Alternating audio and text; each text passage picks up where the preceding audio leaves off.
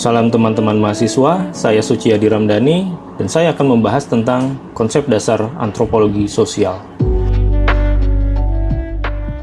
Antropologi nampaknya merupakan bidang ilmu yang tidak sepopuler psikologi atau teman terdekatnya yaitu sosiologi. Mungkin itu karena antropologi tidak dipelajari saat di SMA, atau bahkan di jurusan atau prodi yang masuk dalam rumpun ilmu sosial humaniora. Oleh karena itu, mata kuliah atau bahkan mata pelajaran antropologi itu sangat jarang ditemui di sekolah maupun kampus-kampus nasional. Padahal antropologi mempelajari tentang ilmu manusia. Dalam hal ini antropologi sosial budaya yaitu mempelajari ilmu tentang manusia dan kebudayaannya, di mana kebudayaannya itu tidak akan pernah kita habis membahas ruang dan waktu yang ada dalam diri manusia. Oleh karena itu, selama manusia itu eksis, maka kebudayaan itu ada.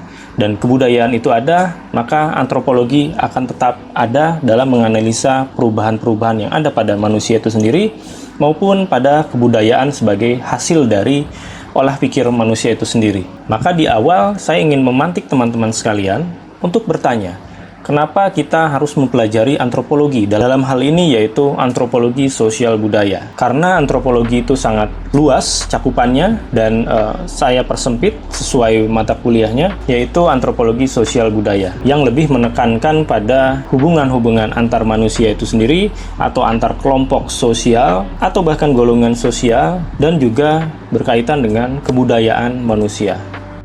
Setelah tadi kita mempertanyakan kenapa kita harus mempelajari antropologi sosial dan budaya, di sini saya menyajikan beberapa catatan alasan kenapa kita perlu hal tersebut. Yang pertama yaitu menguasai konsep dan perspektif antropologi. Tentu saja ini untuk menguatkan dasar bagaimana cara ilmu antropologi memandang suatu aspek atau cara hidup manusia yang biasa kita sebut kebudayaan.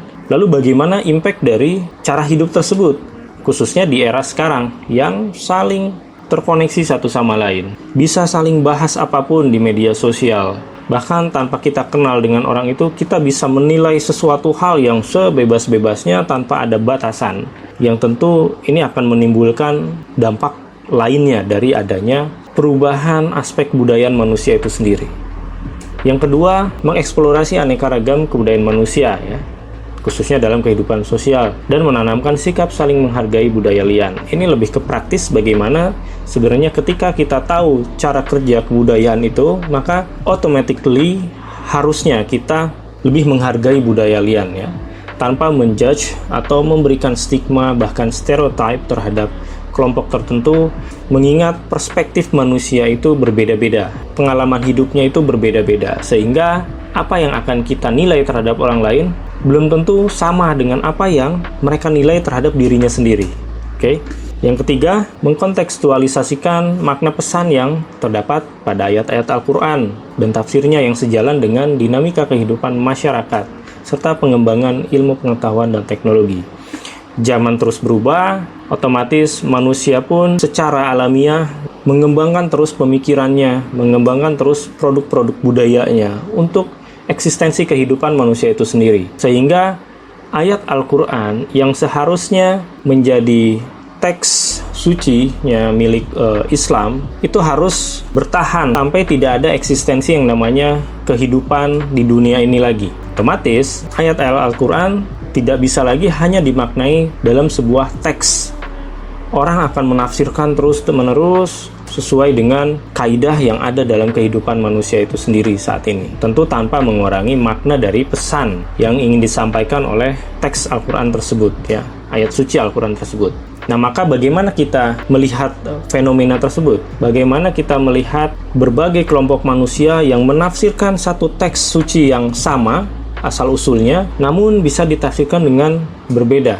Ada yang signifikan, ada yang tidak terlalu signifikan, namun tetap ada perbedaan di dalamnya. Yang keempat, memiliki landasan pengetahuan, wawasan, serta keyakinan untuk bersikap peka dan arif dalam menghadapi persoalan sosial dan budaya yang berkembang di masyarakat. Oleh karena itu, untuk mengetahui dan memperjelas apa yang menjadi catatan tadi, kita perlu tahu dulu ruang lingkup antropologi sosial budaya. Antropologi sosial ataupun budaya sebenarnya satu kesatuan yang tidak bisa dipisahkan, hanya penggunaan terminologinya saja yang berbeda. Antropologi sosial biasa digunakan di Inggris ya, sebagai negara yang tingkat ekspansinya cukup tinggi, sehingga orang-orang Inggris saat itu menjelajah ke berbagai belahan dunia, dalam hal ini melakukan kolonialisasi terhadap bangsa-bangsa lainnya, dan mereka menemukan suatu budaya-budaya yang lain dibanding dengan budaya mereka itu sendiri. Melewati fase yang begitu panjang hingga akhirnya mereka sadar bahwa kebudayaan itu sangat berbeda.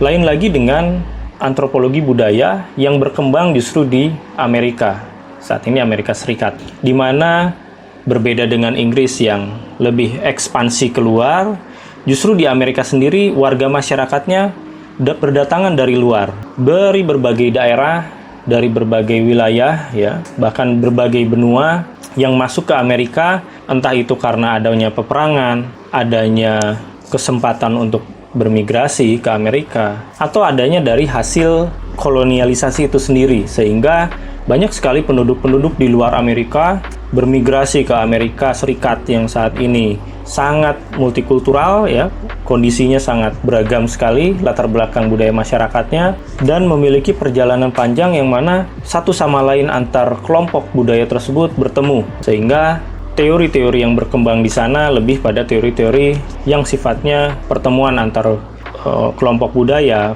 atau hubungan sosial antara kelompok yang satu dengan kelompok lainnya. Otomatis ya di Amerika berkembang seperti itu ya. Metodologinya juga akan berkembang berbeda dengan yang ada di Inggris ya. Tapi pada dasarnya kedua istilah tersebut ya, sosial ataupun budaya, itu tidak bisa dipisahkan satu sama lain. Ini hanya masalah penamaan saja. Dalam definisinya, menurut Kotak, anthropology is the exploration of human diversity in time and space ya. Jadi mengeksplorasi keragaman manusia ya dalam ruang dan waktu. Artinya dalam segala kondisi di mana masa lalu, masa kini dan masa depan itu satu sama lain saling terkait ya. Karena masa ini dibentuk oleh masa lalu dan masa ini akan membentuk masa depan ya. Serta di dalam ruang yang juga tidak terbatas ya. Di belahan dunia manapun kita akan menemukan yang namanya keragaman manusia itu sendiri ya. Latar belakang kebudayaan manusia itu sendiri akan berbeda-beda dan akan menemukan segala hal yang menurut kita itu unik. Otomatis apa yang menjadi benar untuk kita belum tentu benar untuk mereka. Begitupun sebaliknya. Itu yang dimaksud dalam definisi ini. Yang kedua menurut Kuncharaningrat. Jadi saya coba membandingkan ya antara yang dari luar dengan dari yang memang bapak antropologi kita, yaitu Kuncharaningrat. Menurutnya, antropologi adalah ilmu yang mempelajari umat manusia, pada umumnya dengan mempelajari aneka warna, bentuk fisik masyarakat, serta kebudayaan yang dihasilkan. Pada dasarnya masih sama, yaitu mempelajari manusia ya, dengan mempelajari berbagai warna masyarakat, dalam artian budaya masyarakat ya, cara hidup masyarakat, baik secara fisik maupun kebudayaan yang dihasilkan, dalam hal ini produk-produk budaya, baik itu pemikiran sifatnya yang intangible atau maupun yang tangible seperti benda-benda untuk tradisi atau upacara adat ya, misalkan ya baju adat, rumah adat, atau termasuk yang modern saat ini mobil, laptop. Itu adalah merupakan benda-benda atau produk yang dihasilkan dari proses berpikir yang dinamakan kebudayaan. Untuk mendukung pengertian dari antropologi itu sendiri, di sini saya akan menjelaskan secara singkat fase perkembangan antropologi hingga menjadi suatu ilmu pengetahuan yang baru saat itu. Penjelasan ini hanya untuk mendukung saja pengetahuan teman-teman tentang antropologi, jadi saya tidak akan menjelaskannya terlalu detail ya. Tahap pertama yaitu pada saat pemikiran antropologis di masa peradaban kuno. Di sini ada bangsa-bangsa seperti Yunani, ya, Romawi, Persia, atau bahkan Cina yang saat itu masih berupa kerajaan-kerajaan, ya, menunjukkan bahwa di zamannya saat itu, khususnya Yunani yang biasa kita dengar saat SMA, SMP gitu ya, kita mengenal Plato, Aristoteles, Descartes, ya, Socrates. Di antaranya masing-masing sudah menggambarkan tentang apa itu kehidupan manusia, ya. Eksistensi manusia itu seperti apa? Artinya itu penggambaran tentang kehidupan manusia, sangat antropologis ya. Itulah kenapa disebut pemikiran antropologis. Lanjut ke pemikiran antropologis kedua, yaitu di masa keemasan Islam ya. sekitar abad ke-7 sampai dengan abad 14. Nah, di abad ini, keilmuan, khususnya keilmuan sosial, yang mana diawali oleh tokoh-tokoh muslim saat itu, mengembangkan bagaimana aspek kehidupan sosial itu bekerja. Jadi sebenarnya tidak lepas dari masa-masa peradaban Yunani saat itu, lalu mereka mengembangkannya menjadi lebih jelas. Lantas apa hubungan dengan antropologi? Di sini kita ambil contoh dari Ibnu Battuta. Ibnu Battuta merupakan penjelajah muslim yang luar biasa di zamannya, bahkan jauh sebelum Vasco da Gama ataupun Christopher Columbus ya. Dia menggambarkan betapa detailnya tentang perbedaan warna kehidupan manusia itu yang tadi dibahas dalam pengertian bahwa ternyata cara hidup manusia itu berbeda-beda. Zaman itu belum ada internet, belum ada interkoneksi seperti sekarang ya. Jadi hanya menggunakan kapal ya, dengan awak kapalnya ya saat itu, dengan navigasi yang mungkin masih manual, tapi dengan kehebatan insting Ibnu Battuta dia bisa mencapai ke berbagai belahan dunia, termasuk bangsa-bangsa yang peradabannya sudah dibilang maju di zamannya gitu ya. Salah satunya ada di Nusantara, yaitu Samudra Pasai. Digambarkan begitu detail bagaimana cara hidup mereka di sana ya, kehidupan orang muslim di sana itu bagaimana, lalu berpakaiannya seperti apa, hubungan antara pemimpin dengan rakyatnya seperti apa. Dia gambarkan dalam sebuah tulisan ya, seperti diary saja sebenarnya. Nah, itu menggambarkan bahwa pemikiran antropologi sudah muncul saat itu, walaupun belum menjadi sebuah ilmu antropologi seperti sekarang ya yang dibakukan, tapi kita bisa mengidentifikasi bahwa saat itu bibit-bibit keilmuan antropologi sudah ada, sudah dilakukan, yang salah satunya oleh Ibnu Battuta, menggambarkan perbedaan kebudayaan manusia ya, melihat bangsa-bangsa seperti India, bangsa di Tiongkok sana ya, yang masih terdiri dari dinasti-dinasti. Dia juga ke Afrika, ya salah satunya juga ke Indonesia. Banyak sekali digambarkan bangsa-bangsa yang dia datangi saat itu. Dan dia juga menggambarkan perasaan dia. Jadi perspektif dia muncul di situ, kacamata dia dihadirkan dalam tulisannya gitu ya, dalam melihat suatu kelompok yang dia datangi saat itu. Jadi tidak hanya menggambarkan apa yang terjadi di sana, tapi juga dia menambahkan pandangannya dia terhadap apa yang ada di sana gitu ya. Nah, itu antropologi banget itu. Jadi ya menggambarkan suatu kebudayaan manusia dan berbeda-beda ya ternyata. Selanjutnya pemikiran antropologis di era kebangkitan Eropa. Ya, jadi di mana saat itu pergolakan sosial politik begitu kencang, di mana masa keemasan Islam sudah mulai turun, ya beralih lagi, diambil alih oleh bangsa-bangsa Eropa saat itu, yang kita sebut dengan masa-masa pencerahan, di mana ilmu pengetahuan yang awalnya dikekang oleh suatu dominasi raja dan institusi keagamaan saat itu, maka disitulah mulai berkembangnya secara signifikan ilmu-ilmu sosial yang datangnya dari Eropa. Dan itu terjadi sampai saat ini saya kira, di mana dominasi ilmu pengetahuan, dalam hal ini ilmu pengetahuan sosial juga banyak berangkat dari tokoh-tokoh Eropa atau tokoh-tokoh Barat lah kurang lebih. Sehingga ini juga mempengaruhi bagaimana cara pandang tokoh tersebut, peneliti tersebut dalam melihat kondisi kebudayaan di luar wilayahnya. Dalam hal ini misalkan bagaimana orang Amerika meneliti kebudayaan di Indonesia.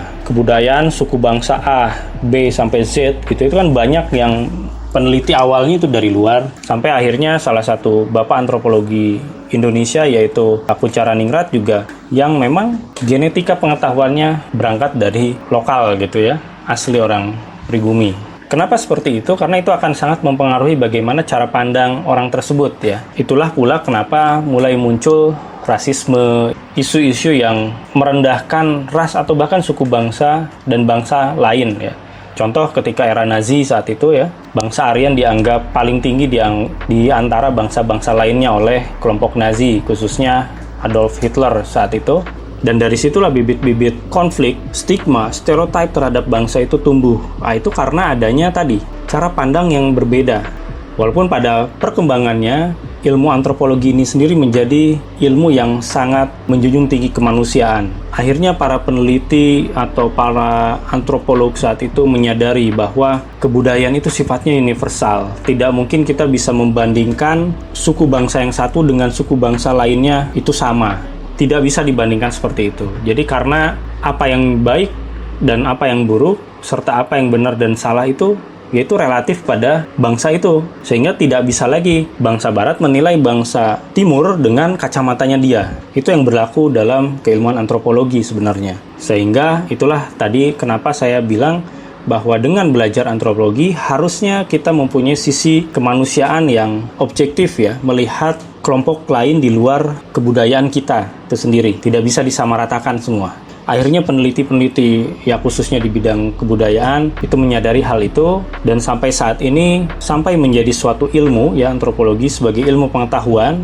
itu sudah menjadi kajian-kajian yang lumrah dilakukan oleh ilmuwan-ilmuwan sosial di barat sana, dan akhirnya berkembang ke seantero dunia saat ini gitu, termasuk di Indonesia, menjadi ilmu yang sangat komprehensif menggambarkan tentang kebudayaan manusia ya. Untuk apa kita menggambarkan kebudayaan manusia? Untuk mengetahui bahwa kodrat manusia itu sama, di mata Tuhan itu sama, namun karena kebudayaannya berbeda, lalu karena wilayah di mana lingkungan alamnya juga berbeda, otomatis itu akan membentuk karakteristik manusia itu sendiri.